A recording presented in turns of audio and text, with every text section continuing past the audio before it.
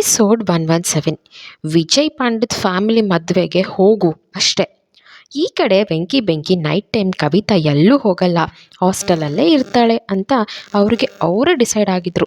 ವಿಜಯ್ ಕೊಟ್ಟಿದ್ದ 9 ಲಕ್ಷ ಅವರು ಮಜಾ ಮಾಡಬೇಕಿತ್ತು.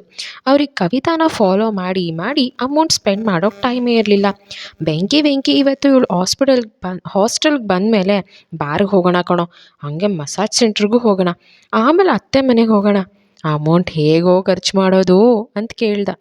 ವೆಂಕಿಗೆ ಬೆಂಕಿ ಮಾತು ಕೇಳಿ ಅತ್ತೆ ಮನೆಗೆ, ಲೋ ಶಕೀಲ ಹತ್ರ ಹೋಗಿ ಎಷ್ಟು ದಿನ ಆಗಿದೆ, ಮೊದಲು ಹೋಗಬೇಕು, ನನ್ನ ಹತ್ರ ದುಡ್ಡಿರೋದ್ರಿಂದ 4 ಡೇಸ್ ಆದರೂ ಇವತ್ತು ಅವಳು ಕಾಸ್ಟ್ಲಿ ಕಸ್ಟಮರ್ ಆಗ್ತೀನಿ ಕಣೋ ಅಂತ ಏನೇನೋ ಪ್ಲ್ಯಾನ್ ಹಾಕ್ತಿದ್ರು.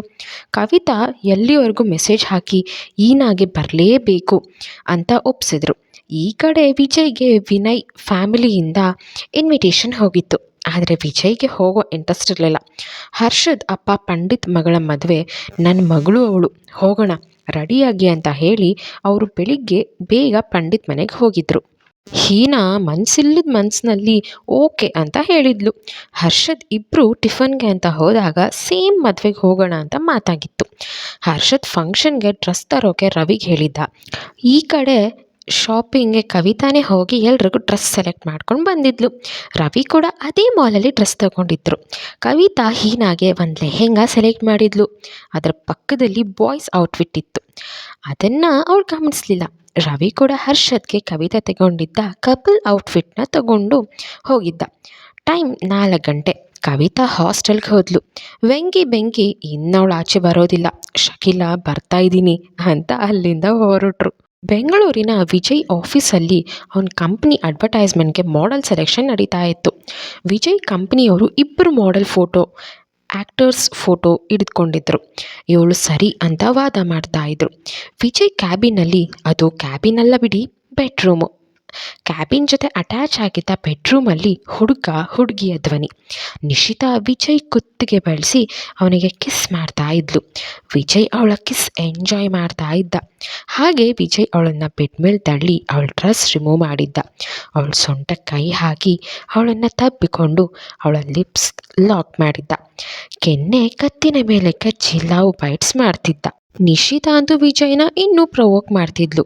ಇಬ್ಬರ ನಡುವೆ ಸ್ವಲ್ಪ ಕೂಡ ಗ್ಯಾಪ್ ಇರಲಿಲ್ಲ.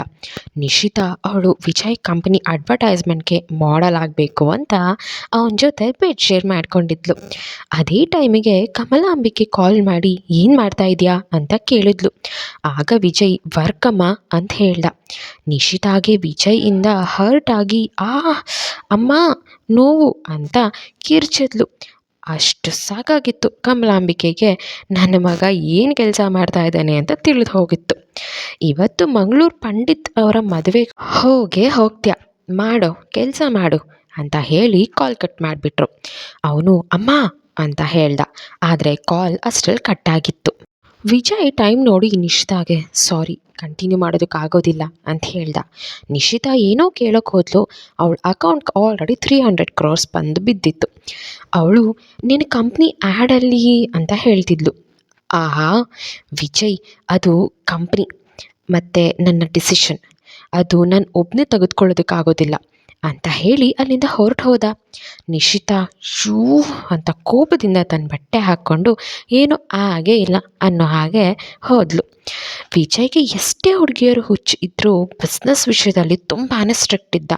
ವಿಜಯ್ ಹುಡುಗಿಯರ ಮೇಲೆ ಖರ್ಚು ಮಾಡ್ತಿದ್ದ ದುಡ್ಡು ಅಂಡರ್ವರ್ಲ್ಡ್ ಮಾಫಿಯಾದು. ಅದಕ್ಕೆ ಅವನು ಈ ರೀತಿ ಕೆಲಸ ಮಾಡ್ತಾ ಹಣ ಬಿಸಾಕ್ತಾ ಇದ್ದ ಎಲ್ರಿಗೂ. ವಿಜಯ್ ಕೋಪದಲ್ಲಿ ಟೈಮ್ 5 ಗಂಟೆ, ಇಲ್ಲಿಂದ ಮಂಗಳೂರಿಗೆ ಹೋಗೋದಕ್ಕೆ 3 hours ಬೇಕು ಅಂತ ಆಫೀಸಿಂದ ಆಚೆ ಬಂದ. ಈ ಕಡೆ HVA ಹೋಟೆಲ್ ಅಲ್ಲಿಗೆ ಹರ್ಷದ್ ಹೀನಾ ಬಂದರು. ಕವಿತಾ ತಾನು ರೆಡಿಯಾಗಿ ಅಕ್ಕನ ರೂಮಲ್ಲಿ ಡ್ರೆಸ್ ಇಟ್ಟಿದ್ಲು. ಅವಳು ಕವಿತಾ ಬಟ್ಟೆ ತಂದಿದ್ದಾಳೆ ಅಂತ ನೋಡಿದ್ಲು. ಬ್ಯೂಟಿಫುಲ್ ಲೆಹೆಂಗಾ ನೋಡಿ ಅವಳಿಗೆ ಖುಷಿ ಆಯಿತು. ಕವಿತಾ ಅಪ್ಪ ಅಮ್ಮನ ಹೋಟೆಲ್ಗೆ ಕರ್ಕೊಂಡು ಬಂದಿದ್ಲು. ಅವ್ರಿಗೂ ರೆಡಿ ಆಗೋದಕ್ಕೆ ಹೇಳಿದ್ಲು. ಕವಿತಾನ ಅಮಿತ್ ನೋಡಿ, ಇವಳು 3-4 ಡೇಸಿಂದ ನೋಡಿಲ್ಲ, ನಾನು ಕೆಲಸದಲ್ಲಿ ಬ್ಯುಸಿ ಆಗಿದ್ದೆ, ನೋಡಿದ್ರೆ ಇಷ್ಟು ಚೆಂದ ರೆಡಿಯಾಗಿದ್ದಾಳೆ ಅಂತ ಹೇಳ್ಕೊಂಡಿದ್ದ. ಅವನು ಕಾರ್ಪೊರೇಟರ್ ಮಗ ಆಗಿದ್ದ ಕಾರಣ ಅವನಿಗೆ ಪಂಡಿತ್ ಫ್ಯಾಮಿಲಿ ಇನ್ವಿಟೇಷನ್ ಕೂಡ ಹೋಗಿತ್ತು. ಅವನು ಗಡಿಬಿಡಿಯಲ್ಲೇ ಫ್ರೆಂಡ್ಸ್ ಜೊತೆ ಹೋಗಿದ್ದ.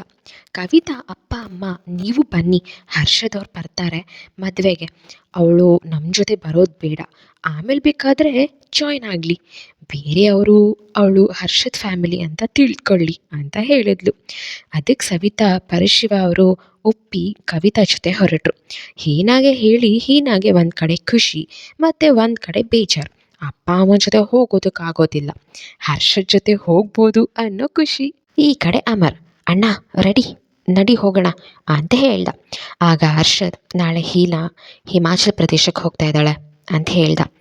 ಅಲ್ಲೇ ಎಲ್ಲ ರೆಡಿ ಮಾಡಿಸು, ಏರ್ಪೋರ್ಟಿಂದಾನೇ ಕಣ್ಣಿಡೋದಕ್ಕೆ ಶುರು ಮಾಡು, ಇಲ್ಲಿ 10 ಜನನ ಅವಳ ಸೇಫ್ಟಿಗೆ ಬಿಡು, ಈಗ ಇಲ್ಲಿಂದ ನೀನು ಹೋಗು, ನಾನು ಹೀನಾ ಜೊತೇಲಿ ಬರ್ತೀವಿ ಅಂತ ಹೇಳ್ದ. ಅದಕ್ಕೆ ಅಮರ್ ಓಕೆ ಅಂತ ಹೇಳಿ ಅದಕ್ಕೆ ಬಂದಮೇಲೆ ತಮ್ಮನ ಮೇಲೆ ಲವ್ ಇಲ್ಲ ನಿನಗೆ ಅಂತ ಹೇಳಿ ಅಲ್ಲಿಂದ ಹೊರಟು ಹೋದ. ಹೀನಾ ಎಮಿಲಿಯಾ ಟೇಝಾ ನೆನಪಾಗಿ ಇಂಡಿಯನ್ ವೆಡ್ಡಿಂಗ್ ಹೇಗಿರುತ್ತೆ ಅಂತ ಕೇಳ್ತಾ ಇದ್ರು ಅಂತ ಹರ್ಷದ್ ರೂಮಿಗೆ ಬಂದ್ಲು. ಮಲ್ಲಿಕ್ಗೆ ಹೇಳಿ ಅವರು ರೆಡಿ ಆದಮೇಲೆ ಕರ್ಕೊಂಡು ಬರಲಿ ಅಂತ. ಆದರೆ ಹರ್ಷದ್ ಈಗ ತಾನೇ ಸ್ನಾನ ಮಾಡಿ ಆಚೆ ಬಂದಿದ್ದ. ಅವನ ಮೈ ಮೇಲೆ ನೀರಿನ ಹನಿ ಜಾರ್ತಾ ಇದ್ವು. ಪಾಪ ನಮ್ಮ ಹೀನಾ ಯಾವಾಗೋ ಒಂದು ಟವಲ್ ಇರೋ ಟೈಮಲ್ಲೇ ಎಂಟ್ರಿ ಕೊಡ್ತಾಳೆ. ಅದನ್ನು ನೋಡಿ ಹೀನಾ ಸಾರಿ ಅಂತ ಹೇಳಿ ಹಿಂದೆ ತಿರುಗಿದ್ಲು. ಹರ್ಷದ್, ಇಟ್ಸ್ ಓಕೆ, ನಾನು ಟವಲಲ್ಲಿದ್ದೀನಿ ಏನು ಹೇಳಿ ಅಂದ. ಹೀನಾ ಎಮಿಲಿಯಾ ಟೇಸಾ ಬಗ್ಗೆ ಹೇಳಿದ್ಲು. ಅವನು ಓಕೆ ಅಂತ ಹೇಳ್ದ. ಹೀನಾ ನಾಚಿಕೆಯಿಂದ ಅವಳ ರೂಮ್ಗೆ ಓಡೋದ್ಲು.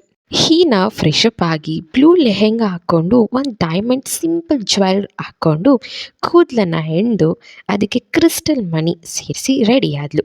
ಅವಳು ಉದ್ದ ಕೂದಲಿಗೆ ಕ್ರಿಸ್ಟಲ್ ಮಣಿ ಒಳ್ಳೆ ಲುಕ್ ಕೊಡ್ತಾ ಇತ್ತು. ಕಿವಿಗೆ ಜಲ್ವರ್ ಸೆಟ್ ಹಾಕಿ ಕಣ್ಣಿಗೆ ಕಾಡಿಗೆ ಹಾಕಿ ಲೈಟ್ ಪಿಂಕ್ ಲಿಪ್ಸ್ಟಿಕ್ ಹಾಕಿ ರೆಡಿ ಆದ್ಲು.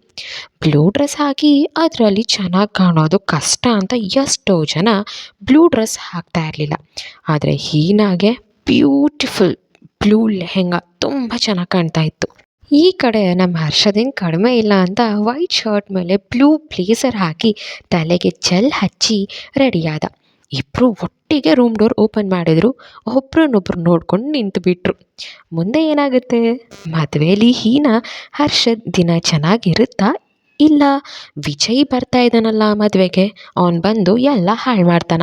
ಕೇಳೋಣ ಬನ್ನಿ. ಎಪಿಸೋಡ್ 118, ಹೀನಾ ಹಣೆಗೆ ಕುಂಕುಮ.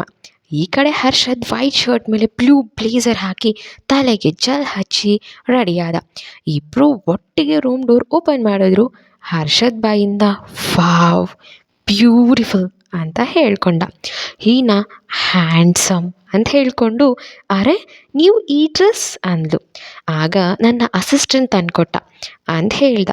ಹೀನಾ ನನಗೆ ನನ್ನ ತಂಗಿ ಅಂತ ಕವಿತಾ ಹೇಳೋ ಮೊದಲೇ ಹೇಳಿಬಿಟ್ಲು. ಇಬ್ಬರು ಜೊತೆಯಲ್ಲೇ ಹೊರಟರು. ಹರ್ಷದ್ ಹೀನಾ ನೋಡಿ ಏನೋ ಮಿಸ್ಸಿಂಗ್ ಇದೆ ಅಂತ ಕೇಳ್ದ. ಹೀನಾ ಏನು ಮಿಸ್ಸಿಂಗ್ ಅಂತ ಕೇಳಿದ್ಲು. ಹರ್ಷದ್ ಅವನ ರೂಮಿಗೆ ಹೋಗಿ ಅವಳ ಹಣೆಗೆ ಕುಂಕುಮ ಇಟ್ಟ. ಆ ಇನ್ಸಿಡೆಂಟ್ ಹೀನಾ ಮೈ ಜುಮ್ ಅನ್ನಿಸ್ತಿತ್ತು. ಅವಳಿಗೆ ಆಶ್ಚರ್ಯ ಆಗ್ತಿತ್ತು. ಹರ್ಷದಿಟ್ಟ ಕುಂಕುಮ ದೇವಿ ಕುಂಕುಮ ಆಗಿತ್ತು. ಹೀನಾ ಏನು ಹೇಳೋದಕ್ಕೂ ಆಗದೆ ಬರದೇ ಇರೋ ಮುಗುಳ್ನಾಗೆ ತುಟಿ ಮೇಲೆ ತಂದ್ಕೊಂಡು ಸ್ಮೈಲ್ ಮಾಡಿದ್ಲು. ಹರ್ಷದ್ಗೆ ನಾನು ಏನು ಮಾಡಿದೆ ಅಂತ ಆಮೇಲೆ ರಿಯಲೈಸ್ ಆಯಿತು. ಅವನು ಟಾಪಿಕ್ ಚೇಂಜ್ ಮಾಡಿ ಏನು ಗಿಫ್ಟ್ ತೊಗೊಂಡಿದ್ದೀರಾ ಅಂತ ಕೇಳ್ದ. ಆಗ ಹೀನಾ, ಇಲ್ಲ ಅದು ಕವಿತಾ ನನಗೆ ಬಿಟ್ಟಿದ್ದಾಳೆ, ಇಲ್ಲೇ ಜ್ಯುವೆಲ್ರಿ ಶಾಪ್ಗೆ ಹೋಗೋಣ ಅಂತ ಹೇಳಿದ್ಲು. ಅದಕ್ಕೆ ಹರ್ಷದ್, ಒಳ್ಳೆಯದೇ, ನಾನು ತೊಗೋಬೇಕು ಗಿಫ್ಟ್ ಅಂತ ಹೇಳಿ ಮಾತಾಡ್ತಾ ಕಾರ್ ಪಾರ್ಕಿಂಗ್ ಬಂದರು. ಹರ್ಷದ್ ಕಾರಲ್ಲಿ ಕುಳಿತವನೇ FM ಆನ್ ಮಾಡ್ದ. ಅದರಲ್ಲಿ ನಿಮ್ಮ ಹುಡುಗಿಗೆ ಲವ್ ಎಕ್ಸ್ಪ್ರೆಸ್ ಮಾಡಬೇಕು ಅಂದರೆ ಶಂಕರಣ್ಣ ಸಾಂಗ್ ಕೇಳಿ ಅಂತ, ಜೊತೆಯಲಿ ಜೊತೆಯಲಿ ಇರುವೆಯ ಹೀಗೆ ಎಂದು ಅಂತ ಸಾಂಗ್ ಪ್ಲೇ ಆಗ್ತಾ ಇತ್ತು. ಆ ಸಾಂಗ್ ಕೇಳಿ ಇಬ್ಬರು ಬ್ಲಶ್ ಆಗ್ತಾ ಇದ್ರು. ಹರ್ಷದ್ ಒಳ್ಳೆ ವಿಜೆ, ಎಂಥ ಟೈಮ್ಗೆ ಎಂಥ ಸಾಂಗ್ ಅಂತ ಹೇಳ್ಕೊಂಡ. ಹಾಗೆ ಸಾಂಗ್ ಪ್ಲೇ ಆಗ್ತಾ ಇತ್ತು. FM ವಿಜೆ ಇನ್ನು ಯಾಕೆ ತಡ, ನಿಮ್ಮ ಲವರ್ ದೂರ ಇದ್ದಾರಾ, ಈ ಸಾಂಗ್ ಹೇಳಿ ಅವ್ರಿಗೆ ವಿಶ್ ಮಾಡಿ, ನಿಮ್ಮ ಪ್ರಪೋಸಲ್ ಹೇಳಿ, ಅಪ್ಪಿ ತಪ್ಪಿ ಜೊತೆಯಲ್ಲೇ ಇರೋ ಜೋಡಿ ಏನಾದರೂ ಆದರೆ ಅಲ್ಲೇ ಪ್ರಪೋಸ್ ಮಾಡಿಬಿಡಿ, ಇಲ್ಲ ಒಂದು ಕಿಸ್ ಕೊಟ್ಬಿಡಿ, ಬೇಗ ನಿಮ್ಮ ಪ್ರೀತಿನ ಎಕ್ಸ್‌ಪ್ರೆಸ್ ಮಾಡಿ ಅಂತ ವಿಜೆ ಹೇಳ್ತಾ ಇದ್ದ. VJ bold. ಅವ್ನು ಹಾಗೆ ಹೇಳ್ತಾ ಇರೋದು ನೋಡಿ ಹೀನಾ ಬೇಗ ಎಫ್ಎಮ್‌ನ ಆಫ್ ಮಾಡಿಬಿಟ್ಲು. ಅವಳು ಯಪ್ಪ ಏನಿದು, ನಾನು ಹೋಸ್ಟ್ ಮಾಡಿದ್ದೀನಿ, ಆದರೆ ಈ ಈಚೆ ಇಷ್ಟು ಬೋಲ್ಡಾಗಿ ಮಾತಾಡ್ತಾನೆ ಅಂತ ಹೇಳ್ಕೊಂಡ್ಳು. ಹರ್ಷದ್, ಹೀನಾ ಯಾಕೆ ಆಫ್ ಮಾಡಿದ್ರಿ, ಪ್ರೋಗ್ರಾಮ್ ಚೆನ್ನಾಗಿಲ್ವಾ ಅಂತ ಕೇಳ್ದ. ಆದರೆ ಹೀನಾ ಏನೂ ಹೇಳಲಿಲ್ಲ. ಅವರು ಗೋಲ್ಡ್ ಅಂಗಡಿ ಮುಂದೆ ಬಂದರು. ಅಲ್ಲಿಂದ ವರ್ಕರ್ ಬಂದು, ಬನ್ನಿ ಮೇಡಮ್, ನಿಮ್ಮ ಜೋಡಿಗೆ ಚೆನ್ನಾಗಿರೋ ಕಲೆಕ್ಷನ್ ಇದೆ ಅಂತ ಹೇಳಿದ್ಲು.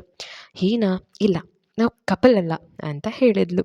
ಆಗ ಆ ಸ್ಟಾಫ್, ಓಹ್ ಸಾರಿ ಮೇಡಮ್, ನಾನು ಕಪಲ್ಸ್ ಅಂತ ತಿಳಿದು ಹಾಗೆ ಹೇಳಿದೆ ಅಂತ ಹೇಳಿದ್ಲು. ಹೀನಾ, ಇಟ್ಸ್ ಓಕೆ, ನೀವು ಹೇಳಿದ್ರಿ ಅಲ್ವಾ ಕಪಲ್ಸ್ ರಿಂಗ್ ಆ ರೀತಿಯಲ್ಲೇ ತೋರಿಸಿ ಅಂತ ಹೇಳಿದ್ಲು. ಯಾಕೋ ಎಲ್ಲೋದ್ರೂ ಅವರಿಬ್ಬರು ಎಲ್ರಿಗೂ ಕಪಲ್ಸ್ ಥರನೇ ಕಾಣಿಸ್ತಾ ಇದ್ದಾರೆ. ಓಕೆ ಮೇಡಮ್ ಅಂತ ಅಲ್ಲಿನ ಸ್ಟಾಫ್ ಹುಡುಗಿ ಅವರನ್ನು ಕಪಲ್ ಡಸ್ಕಿನ್ ಅನ್ನೋ ಸ್ಪೆಷಲ್ ಕಲೆಕ್ಷನ್ ರೂಮ್ಗೆ ಕರ್ಕೊಂಡು ಹೋದರು. HVA ಗೋಲ್ಡ್ ಕಂಪನಿ ಚಿನ್ನದ ವ್ಯಾಪಾರವನ್ನು ವ್ಯಾಪಾರವಾಗಿ ನೋಡ್ತಿರಲಿಲ್ಲ. ಅದಕ್ಕೆ ಈಗ ಕಪಲ್ ಕಲೆಕ್ಷನ್ ನೋಡಿ ಹೀನಾ ಫಿದಾ ಆದ್ಲು. ಯಾಕಂದರೆ ಅಲ್ಲಿ ಇದ್ದ ಜ್ಯುವೆಲ್ರಿನ ತುಂಬ ಮೀನಿಂಗ್ಫುಲ್ಲಿಂದ ಮಾಡಿದ್ರು ಅನ್ಬಹುದು. ಹೀನಾ ಬೆಸ್ಟ್ ರಿಂಗ್ ತೋರಿಸಿ ಅಂತ ಕೇಳಿದ್ಲು. ಅದಕ್ಕೆ ಸ್ಟಾಫ್ ಓಕೆ ಮೇಡಮ್ ಅಂತ ಹೇಳಿದ್ರು. ಅವಳು ಒಂದಷ್ಟು ರಿಂಗ್ ತಂದು ತೋರಿಸಿದವಳು ಎಲ್ಲ ತುಂಬ ಚೆನ್ನಾಗಿತ್ತು. ಅದರ ಮೇಲೆ ಸಣ್ಣ ಅಕ್ಷರದಲ್ಲಿ ಮೀನಿಂಗ್ಫುಲ್ ಲೈನ್ ಹಾಕಿದ್ರು. ಅದರಲ್ಲಿ ನನ್ನ ಲಾಸ್ಟ್ ಬ್ರೀತ್ ಟೈಮಲ್ಲೂ ನೀನು ನನ್ನ ಜೊತೆ ಇರಬೇಕು ಅಂತ ಲೈನ್ ಹಾಕಿತ್ತು. ಹೀನಾ ಇದು ಪ್ಯಾಕ್ ಮಾಡಿ ಅಂತ ಮಾಡಿಸಿದ್ಲು. ಹರ್ಷದ್ ಕೂಡ ಆ ಲೈನ್ ನೋಡಿದ್ದ. ಇಟ್ಸ್ ವೆರಿ ಗುಡ್ ಅಂತ ಹೇಳ್ಕೊಂಡ. ಕಂಪನಿ ಚೆನ್ನಾಗಿ ವರ್ಕ್ ಮಾಡ್ತಿದೆ ಅನ್ನೋ ಸ್ಯಾಟಿಸ್ಫ್ಯಾಕ್ಷನ್ ಆಯಿತು. ಹೀನಾ, ನೀವು ಏನು ತೊಗೋಬೇಕು ಅಂತಿದ್ದೀರಾ ಅಂದ್ಲು. ಅದಕ್ಕೆ ಹರ್ಷದ್ ಎನಿಥಿಂಗ್ ಈಸ್ ಓಕೆ ಅಂತ ಹೇಳ್ದ. ಹೀನಾ ಮನಸ್ಸಲ್ಲಿ ಇದು ಅವ್ರದ್ದೇ ಕಂಪ್ನಿ ಅಂತ ಹೇಳ್ಕೊಂಡ್ಳು. ಅವಳು ಕತ್ತೆತ್ತಿ ನೋಡಿದ್ಲು. ಅಲ್ಲಿ ಕಪಲ್ಸ್ ಚೈನ್ ನೋಡಿದ್ಲು. ಅದನ್ನು ತೋರಿಸಿ ಅಂತ ಅಲ್ಲಿದ್ದ ಸ್ಟಾಫ್ಗೆ ಹೇಳಿದ್ಲು. ಸ್ಟಾಫ್ ಚೈನ್ ಕಲೆಕ್ಷನ್ ತಂದುಕೊಟ್ಲು. ಅದರಲ್ಲೂ ಕೆಲವೊಂದಷ್ಟು ಎಮೋಷನ್ಸ್ ಇತ್ತು. ಅದರಲ್ಲಿ my first and last love you ಅನ್ನೋ ಲೈನ್ಗಳಿದ್ವು. ಇದರಲ್ಲಿ ಸ್ಪೆಷಾಲಿಟಿ ಅಂದರೆ ಈ ಡಿಸೈನ್ ಆ ಕಂಪನಿ ಮಾಡ್ತಿರಲಿಲ್ಲ. ಅದು ವರ್ಡಲ್ಲೇ ಒಂದೇ ಪೀಸ್ ಸೆಟ್ ಆಗ್ತಾ ಇತ್ತು. ಅದಕ್ಕೆ ತುಂಬ ಕಪಲ್ಸ್ ಎಮೋಷನ್ನಿಂದ ಇಲ್ಲಿನ ಗೋಲ್ಡ್ ಶಾಪ್ಗೆ ಬರ್ತಾಯಿದ್ರು. ಹೀನಾ ಮನಸ್ಸಿನಲ್ಲಿ ಹರ್ಷದ್ ಸುಮ್ಮನೆ ಬಿಸ್ನೆಸ್ ಮ್ಯಾನ್ ಆಗಿಲ್ಲ ಅಂತ ಅಂದ್ಕೊಂಡ್ಳು. ಹೀನಾ ತನ್ನ ಕೈಯಲ್ಲಿದ್ದ ಮೈ ಲಾಸ್ಟ್ ಲವ್ ಯು ಅಂತ ಇದ್ದ ಚೈನನ್ನು ಸೆಲೆಕ್ಟ್ ಮಾಡಿದ್ಲು. ಅವಳಿಗೆ ಬೇರೆ ಯಾವುದೇ ಚೈನ್ ನೋಡೋಕೆ ಹೋಗಿಲ್ಲ. ಹೀನಾಗೆ ಒಂದು ಚೈನ್ ಇಷ್ಟ ಆಗಿ ಅದನ್ನು ತೆಗೆದುಕೊಂಡ್ಳು. ಅದರಲ್ಲಿ ನನ್ನ ನೆನಪು ಯಾವಾಗ ಆಗುತ್ತೆ ಅನ್ನೋ ಅರ್ಥದಲ್ಲಿ ಬರೆದಿದ್ದ ಚೈನ್ ತೆಕ್ಕೊಂಡು ಇಟ್ಕೊಂಡ್ಳು. ಯಾಕೋ ಆ ಲೈನ್ ನನಗೆ ಸೂಟ್ ಆಗುತ್ತೆ ಅಂತ ಅನಿಸುತ್ತೆ. ಅವಳು ಅರೆ ಯಾಕೆ ಇಷ್ಟ ಆಯಿತು ನನಗೆ ಅಂತ ಅವಳಿಗೆ ಗೊತ್ತಿಲ್ಲ. ಆ ಥರ ಹೇಳಿಕೊಂಡು ಅದನ್ನು ತಗೊಳ್ಬೇಕು ಅಂತ ಇದನ್ನು ಪ್ಯಾಕ್ ಮಾಡಿ ಅಂತ ಹೇಳಿದ್ಲು. ಸ್ಟಾಫ್ ಓಕೆ ಮೇಡಮ್ ಅಂತ ಹೇಳಿ ಪ್ಯಾಕ್ ಮಾಡಿಸೋದಕ್ಕೆ ಹೊರಟರು. ಗಿಫ್ಟ್ ಪ್ಯಾಕ್ ಮಾಡಿಸ್ಕೊಂಡು ಇಬ್ಬರು ಕಾರ್ ಹತ್ತಿರ ಬಂದರು. ಮದುವೆ ಮಂಗಳೂರಿನ ತಣ್ಣೀರು ಬಾವಿ ಸಮುದ್ರ ಬಳಿ ಇರೋ ವೆಡ್ಡಿಂಗ್ ಹಾಲಲ್ಲಿ ನಡೆಯುತ್ತಾ. ಈಗ ಅವರಿಬ್ಬರು ಅಲ್ಲಿಗೆ ಹೋಗಬೇಕಾಗಿತ್ತು. ಹರ್ಷದ್ ಹೀನಾಗೆ 2 ನಿಮಿಷ ಅಂತ ಕೇಳಿದ್ಲು. ಹೀನಾ ಯಾಕೇನಾದರೂ ಕೆಲಸ ಇದೆಯಾ ಅಂತ ಕೇಳಿದ್ಲು. ಹರ್ಷದ್ ನೋ, ನೇಚರ್ ಕಾಲ್ ಅಂತ ಹೇಳ್ದ. ಹೀನಾ ಓ ಓಕೆ ಓಕೆ ಹೋಗಿ ಅಂತ ಹೇಳಿದ್ಲು. ಹೀನಾ ಹರ್ಷದ್ ಹಾಗೆ ಡೈರೆಕ್ಟಾಗಿ ಹೇಳ್ತಾನೆ ಅಂತ ಗೊತ್ತಿರಲಿಲ್ಲ. ಸುಮ್ಮನೆ ನಿಂತಿದ್ಲು. ಒಂದಷ್ಟು ಹುಡುಗರು ಮಂಗಳೂರಿಗೆ ಬಂದಿರೋ ವಿಸಿಟರ್ಸ್ ಬೇಗ ಎಲ್ಲ ಪ್ಲೇಸ್ ಕವರ್ ಮಾಡಿ, ನೀವು ಬಂದಿರೋದು ವೇಸ್ಟ್ ಆಗಬಾರ್ದು ಅಂತ ಅನೌನ್ಸ್ ಮಾಡ್ತಿದ್ರು. ಹೀನಾ ಮನಸ್ಸಿನಲ್ಲಿ ನಾನಿಲ್ಲಿ ಕೆಲಸ ಅಂತಲೇ ಕಳೆದುಬಿಟ್ಟೆ, ಆದರೆ ಮಂಗಳೂರನ್ನು ಕರೆಕ್ಟಾಗಿ ನೋಡೋದಕ್ಕೆ ಆಗಿಲ್ಲ ಅಂತ ಹೇಳ್ಕೊಂಡ್ಳು. ಅಷ್ಟು ಟೈಮ್ಗೆ ಹರ್ಷದ್ ಅಲ್ಲಿಗೆ ಬಂದಿದ್ದ. ಅವನು ಹೀನಾ ಯೋಚನೆ ಮಾಡ್ತಾ ಇರೋದು ನೋಡಿ, ಅರೆ ಇಲ್ಲೇ ಯೋಚನೆ ಮಾಡ್ತಾ ಇರ್ತೀರಾ ಅಂತ ಕೇಳ್ದ. ಅದಕ್ಕೆ ಹೀನಾ ಆಗೇನಿಲ್ಲ, ಅವ್ರನ್ನ ನೋಡ್ತಾ ಇದ್ದೆ. ಹುಡುಗರ ಕಡೆ ತೋರಿಸಿ ಹೇಳಿದ್ಲು. ಹರ್ಷದ್ ಅವರು ಟೂರಿಸ್ಟ್ ಏಜೆನ್ಸಿ ಅಂತ ಹೇಳ್ತಾ. ಹೀನಾ ಗೊತ್ತು, ನಾನು ಮಂಗಳೂರನ್ನು ನೋಡೋಕೆ ಆಗಿಲ್ಲ ಅಂತ ಹೇಳಿದ್ಲು. ಅದಕ್ಕೆ ಹರ್ಷದ್ ಈಗಲೂ ಬೆಳಿಗ್ಗೆ ತನಕ ಟೈಮ್ ಇದೆ, ಎಲ್ಲ ಪ್ಲೇಸ್ ನೋಡೋಕ್ಕಾಗಿಲ್ಲ ಅಂದರೂ ಇಲ್ಲೇ ಹತ್ರ ಇರೋ ಪ್ಲೇಸ್ ಕವರ್ ಮಾಡೋಣ ಅಂತ ಹೇಳ್ದ. ಹೀನಾ ಏನು ಕೂಡ ಯೋಚನೆ ಮಾಡದೆ ಓಕೆ ಅಂತ ಹೇಳಿದ್ಲು. ಹರ್ಷದ್ ಆಫರ್ ಅವ್ಳಿಗೆ ಇಷ್ಟ ಆಯಿತು. ಹೀನಾ ಕಾರಲ್ಲಿ ಕುಳಿತವಳೆ. ಮದುವೆ ಎಲ್ಲಿ ಅಂತ ಕೇಳಿದ್ಲು. ಅದಕ್ಕೆ ಹರ್ಷದ್ ಇಲ್ಲಿಂದ 10 ಕಿಲೋಮೀಟರ್ ತಣ್ಣೀರು ಬಾವಿ ಬೀಚ್ ಹತ್ರ ಅಂತ ಹೇಳ್ದ. ಹೀನಾ ಓ ನೈಸ್ ಅಂತ ಹೇಳಿದ್ಲು. ಪಂಡಿತ್ ಫ್ಯಾಮಿಲಿ ಮದುವೆ ಆಗಿದ್ದರಿಂದ ಮಂಗಳೂರಿನ ಎಲ್ಲ ಫೇಮಸ್ ಬಿಸ್ನೆಸ್ ಮ್ಯಾನ್ಗಳು ಅಲ್ಲಿಗೆ ಹೋಗೋರು ಇದ್ದರು. ಮದುವೆ ಲೈವ್ ಟೆಲಿಕಾಸ್ಟ್ ಆಗ್ತಾ ಇತ್ತು. ಹಾಗಾಗಿ ಕಾಲು ಗಂಟೆಲಿ ಅಲ್ಲಿಗೆ ಹೋಗಬೇಕಾದವರು ಅರ್ಧ ಗಂಟೆಗೆ ಹೋದರು. ಮದುವೆ ಬೀಚ್ ಸಮೀಪ ಆಗ್ತಾ ಇತ್ತು. ಡೆಕೋರೇಷನ್ ಎಲ್ಲ ಚೆನ್ನಾಗಿ ಮಾಡಿದರು. ಅದನ್ನು ನೋಡ್ತಾ ಇಬ್ಬರು ಒಳಗೆ ಹೋದರು. ಹಿಮವಂತ್ ರಾಜ್ ಮತ್ತು ವನಜಾ ಪಂಡಿತ್ ಅವರ ಜಾಗದಲ್ಲಿ ನಿಂತು ಬರೋ ಗೆಸ್ಟ್ನ ಎಲ್ಲ ವೆಲ್ಕಮ್ ಮಾಡ್ತಾಯಿದ್ರು. ಹಿಮವಂತ್ ವನಜಾ ಇದ್ದಲ್ಲಿಗೆ ಹರ್ಷದ್ ಬಂದು, ಅಪ್ಪ ಅಮ್ಮ ನೀವಿಲ್ಲಿ ಅಂತ ಕೇಳ್ದ. ಹರ್ಷದ್ ಕುಟುಂಬ ಹೀನಾ ಕುಟುಂಬ ಒಂದೇ ಕಡೆ ಸೇರ್ತಾ ಇದೆ. ಸೊ ಇದರಿಂದ ಮದುವೆಲಿ ಏನಾದರೂ ಪ್ರಾಬ್ಲಮ್ ಆಗುತ್ತಾ? ವಿಜಯ್ ಏನಾದರೂ ಮಾಡ್ತಾನ? ಹೀನಾ ಹರ್ಷದ್ ಒಂದು ನೈಟಲ್ಲಿ ಮಂಗಳೂರು ಪ್ಲೇಸ್ನ ಕವರ್ ಮಾಡ್ತಾರಾ? ಇವತ್ತಿನ ನಂತರ ಹರ್ಷದ್ ಹೀನಾ ದೂರ ಆಗ್ತಾರಾ? ಇದನ್ನೆಲ್ಲ ಕೇಳಿ ಮುಂದಿನ ಎಪಿಸೋಡಲ್ಲಿ. ಅಲ್ಲಿ ತನಕ ಕೇಳ್ತಾ ಇರಿ ಪ್ರೀತಿ ಲವ್ ಪ್ಯಾರ್. ಇನ್ನು ಯಾರೆಲ್ಲ ನನ್ನ ಚಾನಲ್ನ ಸಬ್ಸ್ಕ್ರೈಬ್ ಮಾಡಿಲ್ವೋ ಹೋಗಿ ಸಬ್ಸ್ಕ್ರೈಬ್ ಮಾಡಿಕೊಂಡು ಸಪೋರ್ಟ್ ಮಾಡಿ. Love you all. ಬಾಯ್.